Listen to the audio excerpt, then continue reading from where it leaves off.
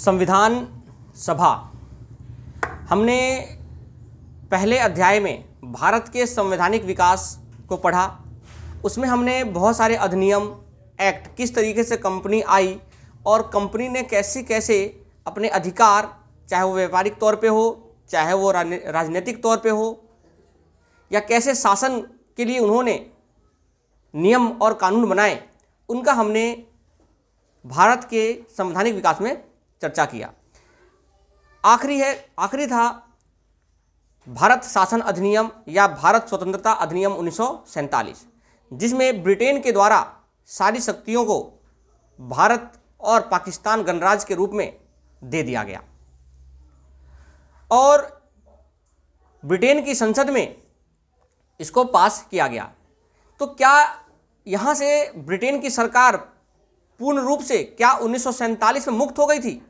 नहीं, यहाँ पर उन्होंने एक अंतरिम सरकार का गठन किया था। अंतरिम सरकार क्या है पप्पू?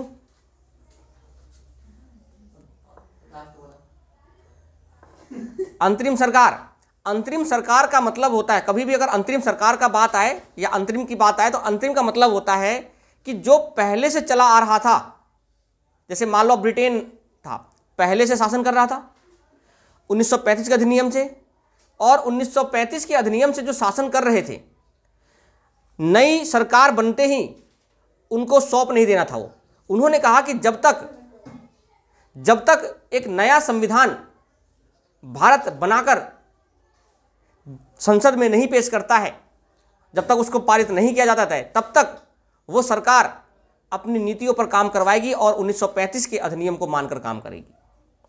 तो अंतरिम सरकार का गठन हुआ। दूसरा हुआ संविधान का सभा का गठन। तो बात करते हैं कि संविधान क्या है। तो संविधान एक मौलिक अधिकार है। संविधान एक, ठीक है, जो किसी देश या राज्य को शासन करने में मदद करता है। संविधान, चाहे कोई देश हो, चाहे कोई राज्य हो, या कोई भी संगठन हो, उसको चलाने में वो मदद करता है।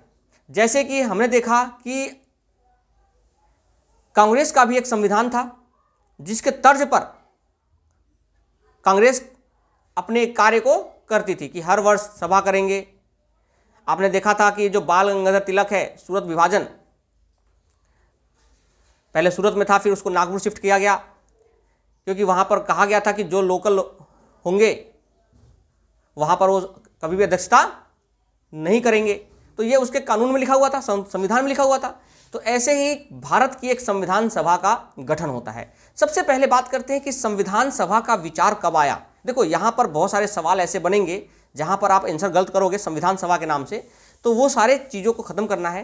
पहला सवाल बनता है कि संविधान सभा का विचार कब आया या किसने रखा? संविधान सभा की मांग किसने की? देखो, विचार और मांग दोनों अलग होते हैं। विचार और मांग दोनों शब्द अलग होते हैं, इसलिए इस सवाल का आंसर उसके क्वेश्चन के ऊपर डिपेंड करेगा कि उस क्वेश्चन में क्या क्या पूछा जा रहा है। जैसे कि मैंने कहा कि संविधान सभा का विचार कब आया, तो संविधान सभा का विचार 1924 में स्वराज पार्टी के माध्यम से आया। किसके माध्यम से आया? स्वराज पार्टी के माध्यम से संविधान सभा का विचार सबसे पहले आया। उसके बाद 1934 में एम.एन. रॉय के द्वारा पहली बार संविधान सभा की मांग की गई। तो पहली बार संविधान सभा की मांग किसके द्वारा की गई? एम.एन. रॉय के द्वारा की गई।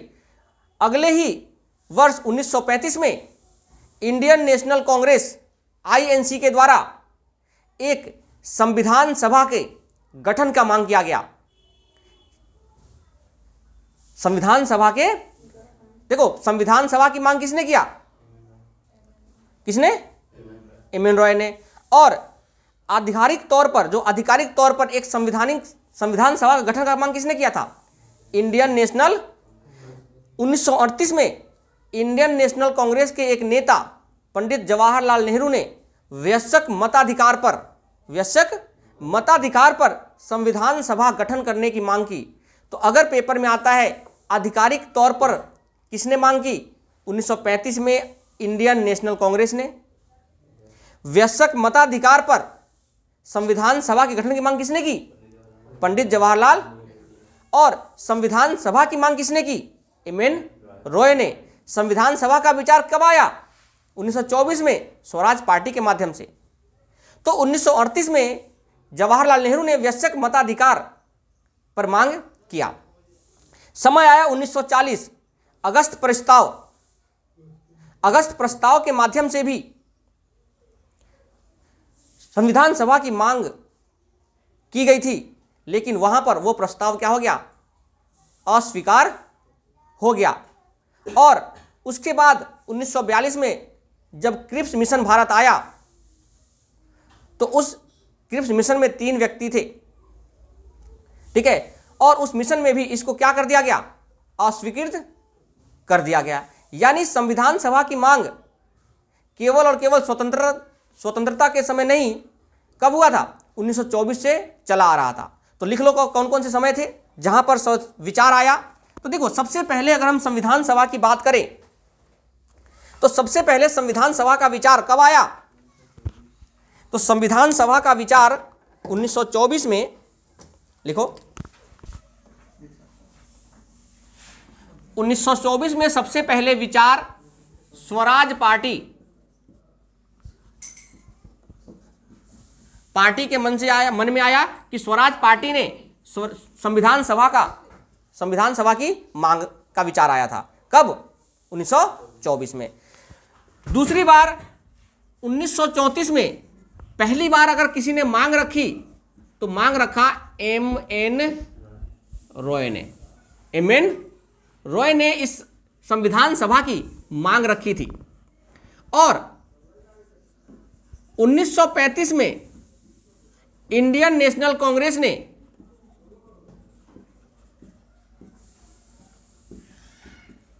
आधिकारिक तौर पर, मैं एसएस लिखूंगा, संविधान सभा की मांग की।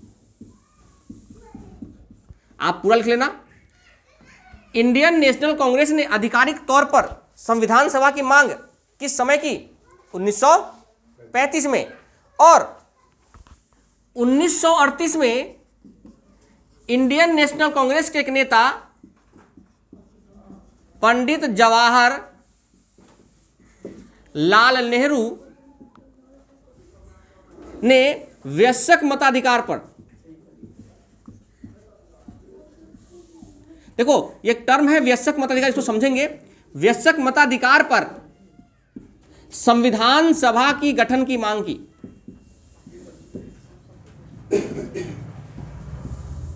देखो ये सब के सब प्रश्न आ चुके हैं, तो इस प्रश्नों को आपको 1 बाय 1 करके इन चीजों को समझना है कि संविधान सभा के ऊपर सबसे पहले विचार आया 1924 में स्वराज पार्टी के माध्यम से। उसके बाद संविधान सभा की मांग सबसे पहले एम.एन. रॉय ने रखी। आधिकारिक तौर पर मांग इंडियन नेशनल कांग्रेस ने 1935 में रखा।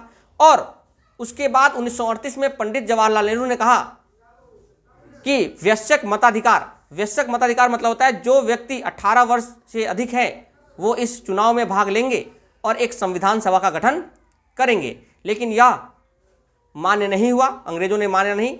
उसके बाद 1940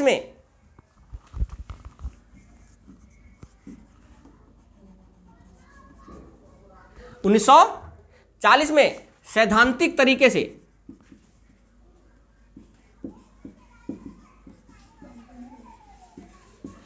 से मांग करी थी। अगस्त प्रस्ताव कहते हैं इसको। यह अस्वीकृत हो गया, यह प्रस्ताव ही क्या हो गया? अस्वीकृत माना गया। और उसके बाद 1942 में भारत छोड़ो आंदोलन के समय की बात है। क्रिप्स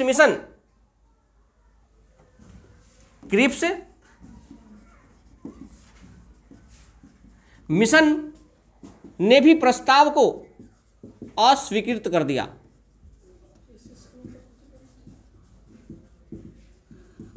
अस्वीकृत कर दिया। 1942 में क्रिप्स मिशन ने भी इसको क्या कर दिया? अस्वीकृत कर दिया। और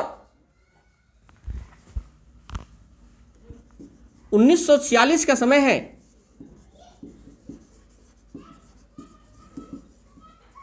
cabinet mission.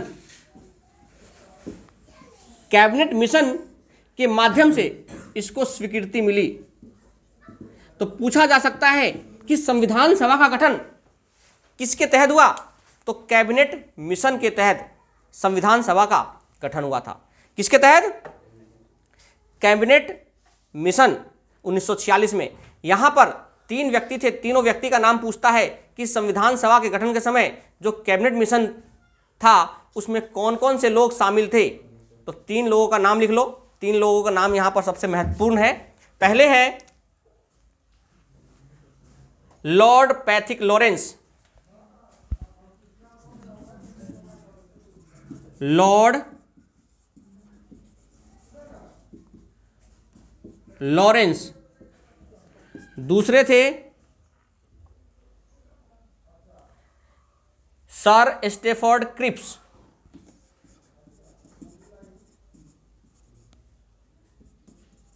Sir Stafford Cripps. और तीसरे व्यक्ति थे एवी अलेक्जेंडर।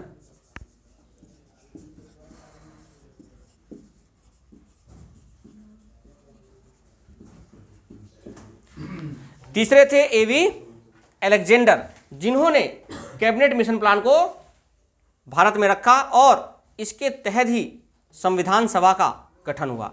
यानी संविधान सभा की मांग 1924 से लेकर 1946 में जाकर पूर्ण हुआ।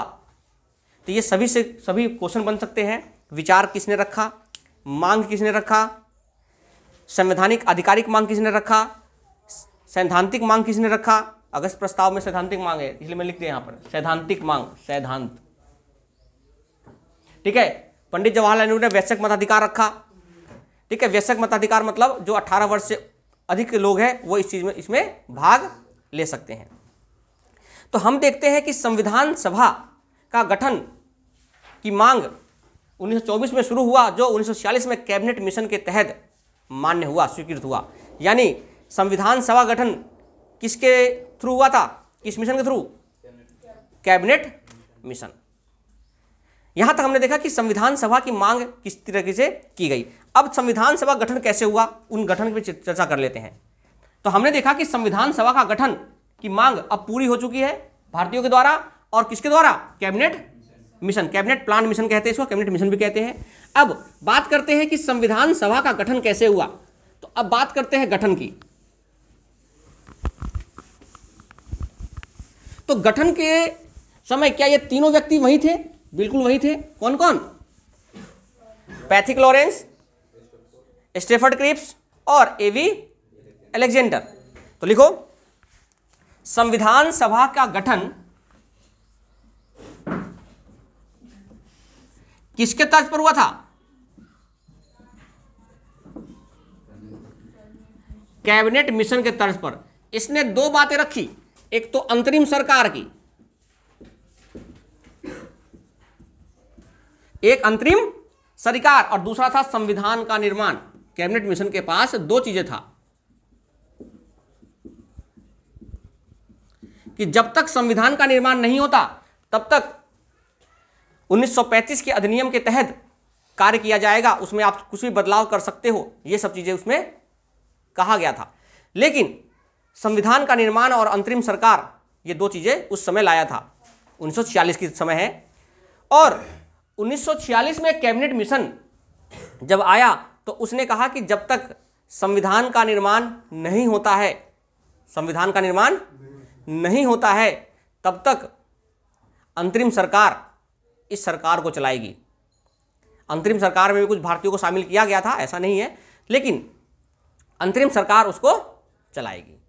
तो संविधान सभा के गठन किसके द्वारा होता है?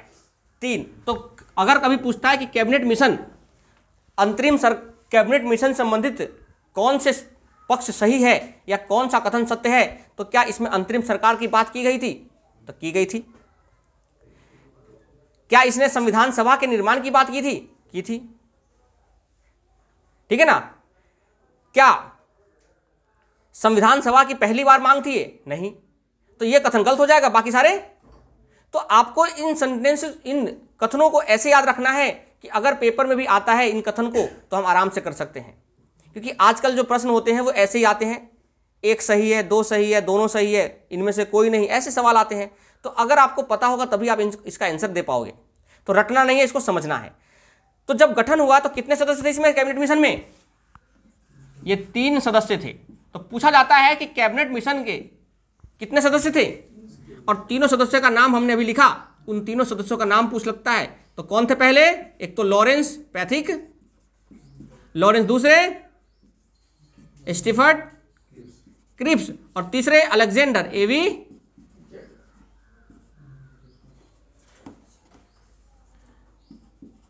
एवी अलेक्जेंडर। तो ये गठन के समय कैबिनेट मिशन का हुआ। अब बात करते हैं कि कैबिनेट मिशन में योजना में क्या थी।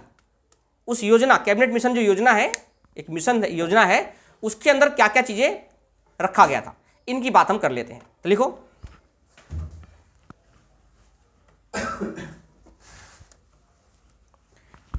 चलो।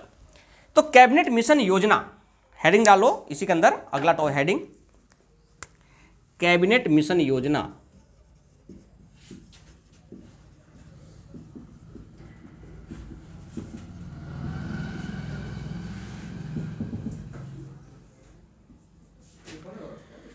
कैबिनेट मिशन योजना के तहत कुल सदस्य कितने थे? देखो, उस समय बात करते हैं कि कैसे कैसे चीजों को बांटा गया।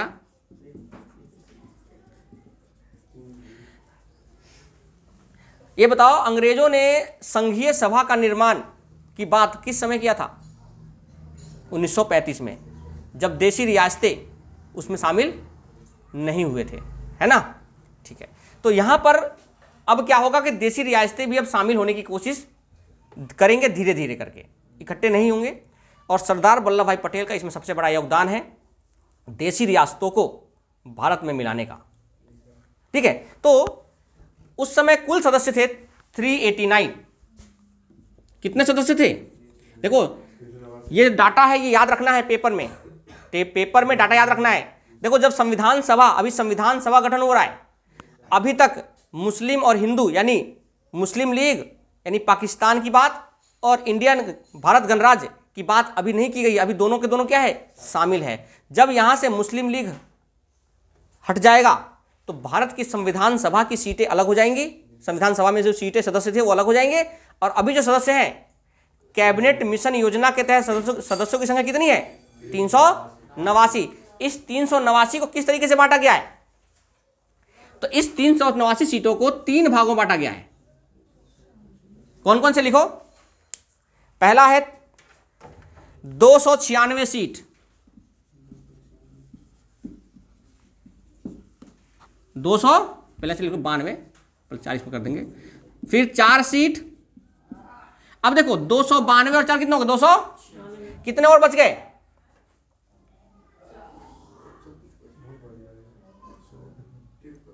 कितना? 93 सीटें। कितने? यानी आपसे पूछा जा सकता है, तो ये सीटें थी रियासतों की, ये 4 थे कमिश्नरी क्षेत्र,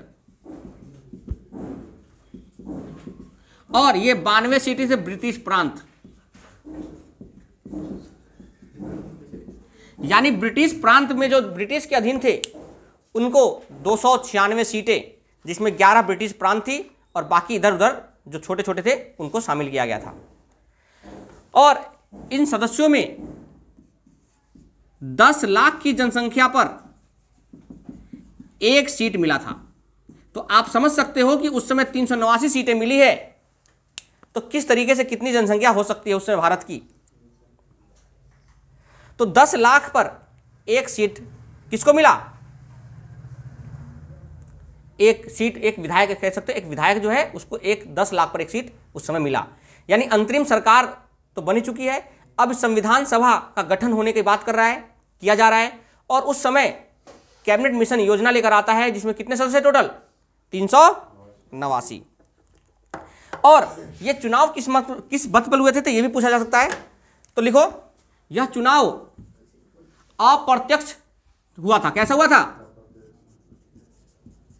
यहां पर अप्रत्यक्ष चुनाव हुआ था, सबसे पहला प्रश्न बन सकता है। दूसरा, एकल संक्रमणीय एकल संक्रमणीय पद्धति द्वारा हुआ था। ये इसको भी समझेंगे। अप्रत्यक्ष चुनाव, एकल संक्रमणीय चुनाव और कितने सीटों पर चुनाव हुआ था? तो उस समय 296 सीटों पर हुआ था। किस पर? क्योंकि उस समय देशी रियासतों ने भाग नहीं लिया था, चुनाव में भी देशी रियासतों ने भाग नहीं लिया था और 296 सीटों पर हुआ था। किस पर हुआ था? तो कैसे हुआ था? समानुपात, जो समानुपात होते हैं ना, तो लिखो समानुपात,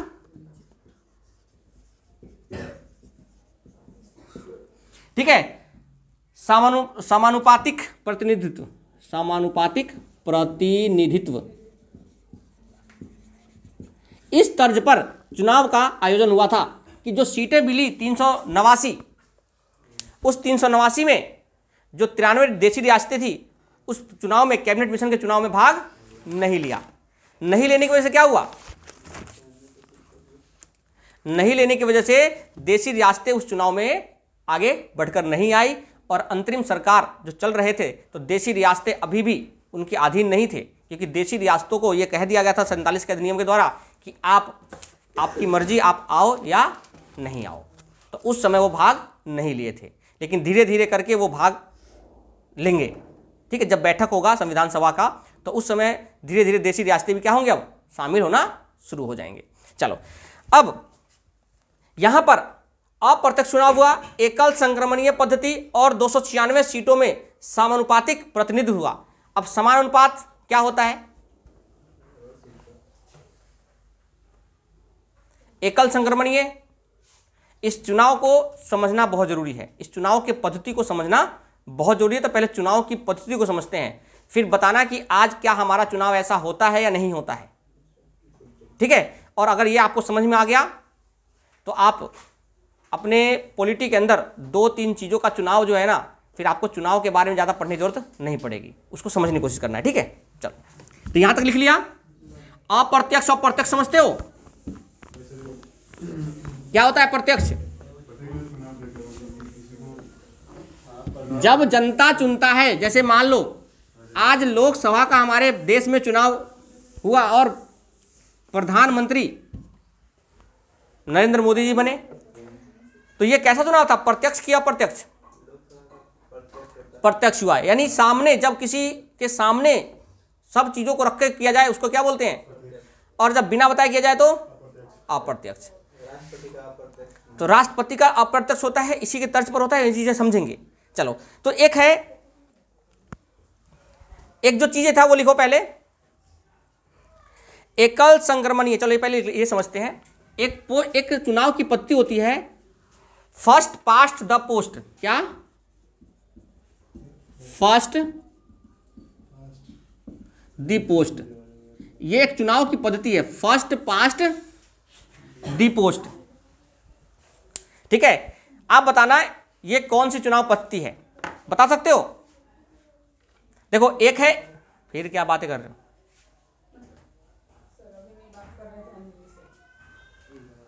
फर्स्ट पास्ट द पोस्ट क्या आता है? यहां दो चीजें हैं, हम दो चीजों को समझने वाले हैं। एक समझने वाले हैं एकल संक्रमणीय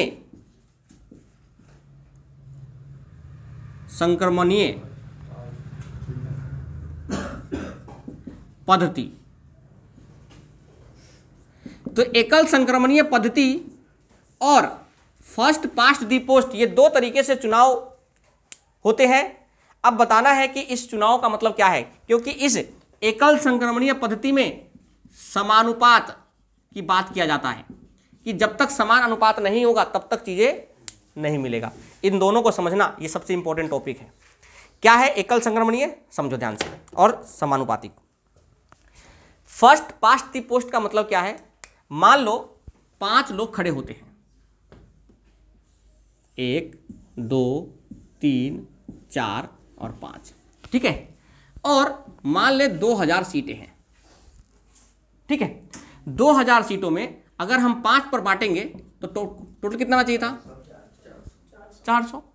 अगर मान लो इसके आगे 410, ठीक है, या 450, इसको 500 ले लेते हैं। चलो इसको लेते हैं 500, इसको 400, इसको 425, 425, 425 और मान लो सबको 425 ले लिया, तो कितना हो गया? 16 ज़्यादा हो गया। तो ऐसा करो 350, 250 कितना हो गया? 500 और 600 1100 है ना। 11 और 380 कितना हो गया?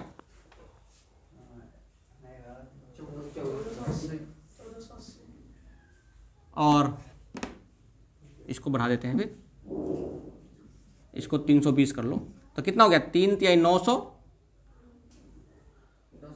1000, 1600, कितना बच गया? 350। चलो ये सीट है। अब बताओ विजेता कौन है इसमें?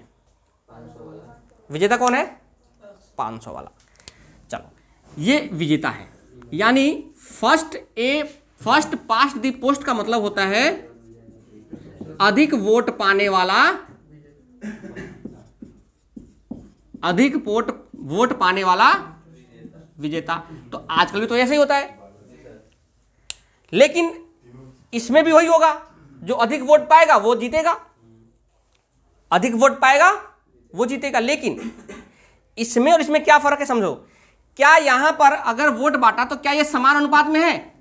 मान लो एक किसी चीज का नेतृत्व करना है और 2000 लोग में आपके पक्ष में केवल 500 लोग हैं, तो 1500 लोग तो किसी और के पक्ष में है कि नहीं है? तो क्या अनुपात समान हुआ? तो इसको बोलते हैं समानुपातिक। ठीक है, तो एक समझ में आ गया कि समानुपात का मतलब क्या होगा, कि इस चुनाव में जो लोग होंगे उनका वोट कैसा होगा? बराबर होगा, समानुपात में होगा। यानी अगर 2000 की बात पोस्ट है तो यहां पर 2000 में से 1001 इसका और 999 तब जाकर यह समान अनुपात हो सकता है। बात समझ में कीजिए। यानी इस चुनाव की बात थी इस मकसद से, इसीलिए इसको समानुपातिक कहा गया। तो ये बात समझ में आ गया कि समानुपात क्या होता है, कि अगर फर्स्ट पास्ट दी पोस्ट, जो अधिक वोट पाएगा वो जीतेगा। ये किसकी बात थी? फर्स्ट पास्ट दी पोस्ट। लेकिन समानुपात मिला क्या? नहीं। आपके पक्ष में केवल 500 है, 1500 किसी और पक्ष में है। यानी अगर हम संविधान सभा का गठन करेंगे तो हो सकता है आपकी बातें ना माने कोई, तो कम से कम आधे से ज्यादा तो पक्ष आपके पास होना चाहिए ना, तभी तो कुछ चीजों पर बात मनवा सकते हो आप। तो आप बताओ, ये सब चुनाव तो किसी में होते हैं। अब क्या ग्राम पंचायत के मुखिया को क्या हम बात मनवा सकते हैं? यानी जहां पर बात मनवाने की बात हो, चीजों को पक्ष में रखने की बात हो, वहां पर एकल संक्रमणीय, और जहां पर बात नहीं मनवाने की बात हो तो आप समझ सकते हो कि वहां पर फर्स्ट पास्ट द पोस्ट, इसकी बात कर देते हैं। तो यह समान अनुपात समझ में आ गया, चुनाव की प्रक्रिया समझ में आ गई। अब एकल संक्रमणीय क्या होता है ये समझो। जो एकल संक्रमणीय पद्धति है वो क्या होता है? मान लो इस जगह पर 3 कैंडिडेट को खड़ा किया गया है। इस जगह पर कितने कैंडिडेट को खड़ा किया गया है? 3 कैंडिडेट को है, और 2000 लोग हैं। ए, बी और सी 3 लोग हैं। 2000 लोगों को 2000 लोग हैं और 3 लोगों को खड़ा किया गया है, ए, बी और सी।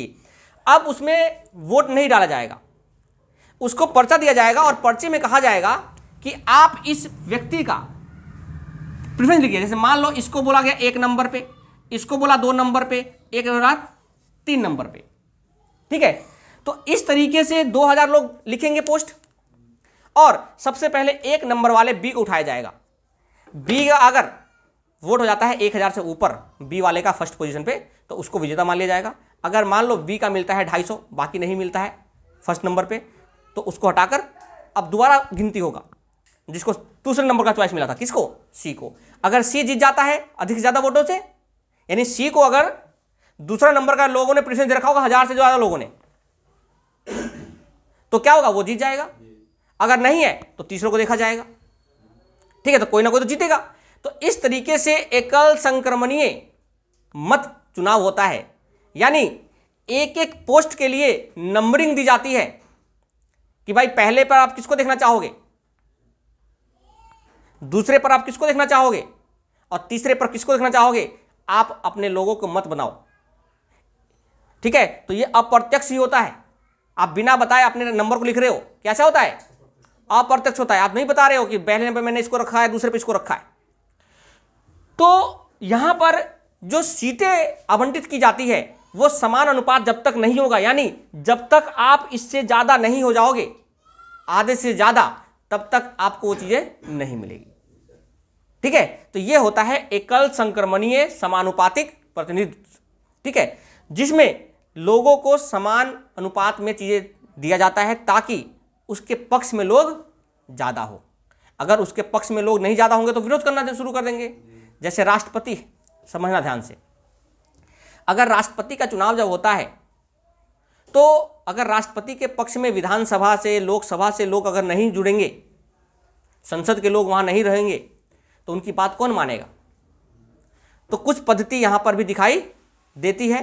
जब राष्ट्रपति पढ़ेंगे तो अच्छे से और पढ़ेंगे इसके बारे में। अभी आपको समझ में आ गया कि फर्स्ट पास्ट द पोस्ट क्या होता है और एकल संक्रमणीय पद्धति क्या होता है। ये दोनों बात समझ में आ गया। तो यहां पर हम पढ़ते हैं, आगे हम इसकी क्लास की चर्चा करेंगे। इस चुनाव का परिणाम क्या निकला, ठीक है। तो चुनाव का परिणाम लिख लो, चुनाव का परिणाम लिख लो ताकि ध्यान आ जाएगा। लिखो, चुनाव हो ही गया तो खत्म कर लो। चुनाव का परिणाम लिखो। कितने सीटों पर चुनाव लड़ा गया था? कितने सीटों पर चुनाव लड़ा गया था?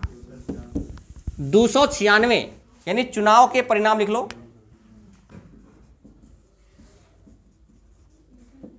परिणाम 296 सीटों पर चुनाव लड़ा गया।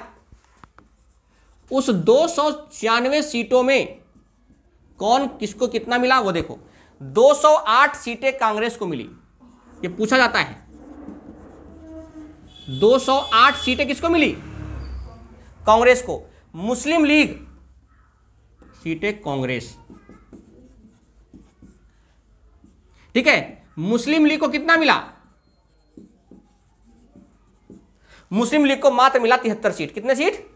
73। और अन्य 15 मिले। कितने मिले? टोटल तो कितना हो गया? 5, 3, 8 और 8 16। कितना हो टोटल? तो 296 सीटें टोटल मिली, जिसमें से कांग्रेस सबसे ज्यादा विजयी रहा। यह सवाल पूछा जा सकता है। मुस्लिम लीग को कितना मिली? 73 सीटें। और अन्य को कितना?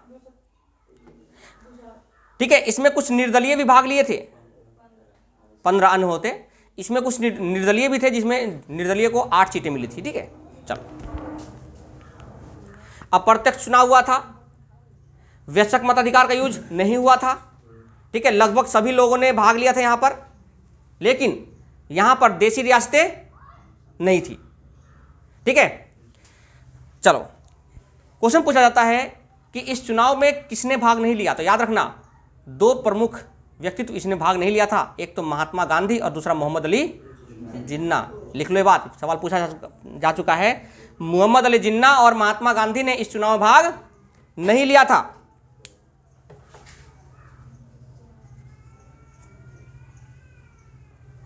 ठीक है, अभी तक मुस्लिम और हिंदू गणराज्य की बात नहीं है, ध्यान रखना, ठीक है।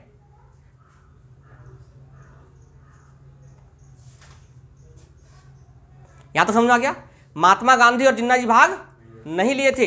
और जब यहां पर मुस्लिम लीग को कम सीटें मिली तो मुस्लिम लीग ने अब यहां पर अपनी अलग चीजें बनाने की कोशिश करी कि भाई अब हम क्या करेंगे, अलग संगठन बनाएंगे, अलग चीजें। और पाकिस्तान की मांग हो रही थी। तो उसी समय आता है 3 जून 1947 को। कब? लिख लो डेट, ये पूछा जा सकता है। 3 जून 1947 को माउंट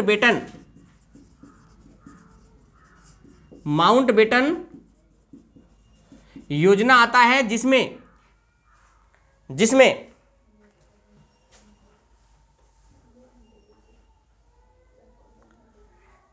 3 जून 1947 को माउंट बेटन योजना के तहत, ठीक है, भारतीय गणराज्य द्वारा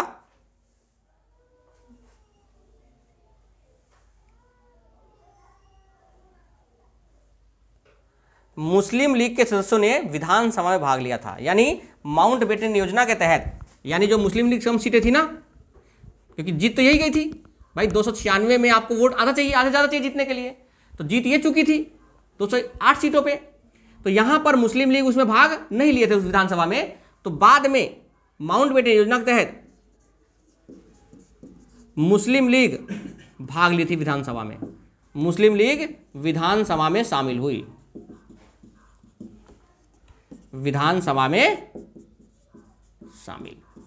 तो हमने देखा कि चुनाव का परिणाम निकला और चुनाव के परिणाम के बाद मुस्लिम लीग ने उसमें भाग नहीं लिया विधानसभा में, लेकिन एक माउंटबेटन योजना के तहत उनको स्वीकृति मिल गई और उस जगह विधानसभा में वो भाग लिए। कल पढ़ते हैं संविधान सभा की बैठक किस प्रकार हुई, कैसे बैठे और कितने लोग बैठे, कौन अध्यक्ष बना, कौन अस्थायी अध्यक्ष बना, इनकी चर्चा हम कल की क्लास में करेंगे। मिलते हैं अपने अगले क्लास में।